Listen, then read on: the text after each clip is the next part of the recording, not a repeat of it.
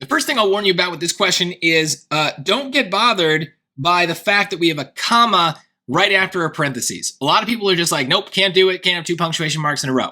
No, first of all, that can happen occasionally for various reasons, but this is not a particularly weird reason for it to happen. Parentheses are basically just like a little invisible thing. Like you can just kind of ignore them. They're inserting something into the sentence. They don't really affect the structure of the sentence in any way. It doesn't really matter. So it's almost like the comma here is following the word ruthenium in the actual sentence. So that comma parentheses thing, not interesting me at all. I'm thinking about this from a completely different perspective. I'm honestly looking at the comma and the word but, because this is a comma plus a conjunction, which is a common way to join 2 sentences. So this is almost like if I saw a period. I'm seeing that and it's got kind of like a clear rule. So that's what I'm thinking about as I read this is this 2 sentences? But oh boy, look at this thing. This is long. So we're going to have some tough times here making sense of this sentence. So let's just get started and read it. Materials scientist Marie Agaffe Charpain and her colleagues believed they could improve on the multi-component alloy NiCOCr and equal proportions mixture of nickel, cobalt, and chromium by replacing chromium with ruthenium, but the alloy that resulted turned out to be an unsuitable replacement for this thing. So, oh my God, I'm not reading all the chemical names.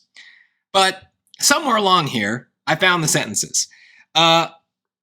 Boy, how can we do it? So this person and her colleagues believed they could improve on the alloy.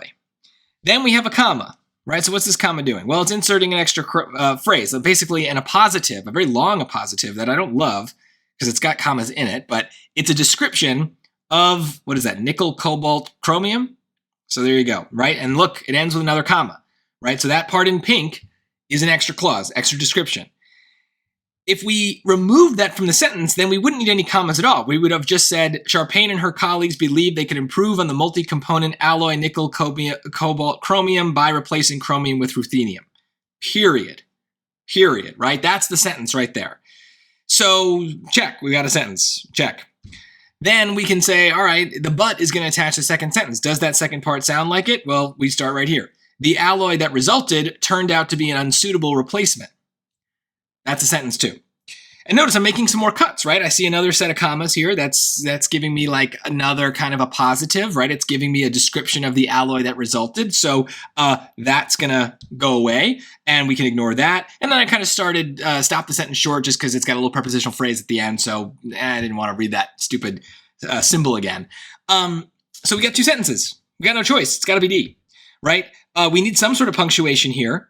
And the comma by itself is not enough. So choice C is too weak. We need the comma and the conjunction. Normally, when we see this question or this rule tested, it's about the conjunction and, but and are the same thing structurally, right? I don't care that they have slightly different meanings. I am more interested in the structure of what's going on. And so the reason I got on that track in my head is I know the grammar rules. And so I'm always trying to predict the rule that I'm dealing with as best I can by the answer choices before I start solving the question.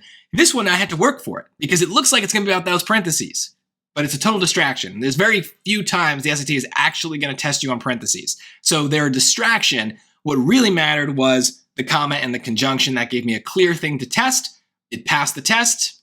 Done. So hopefully that helped. If you have questions, make sure you comment. But notice the parentheses, I just ignored them and it didn't matter at all.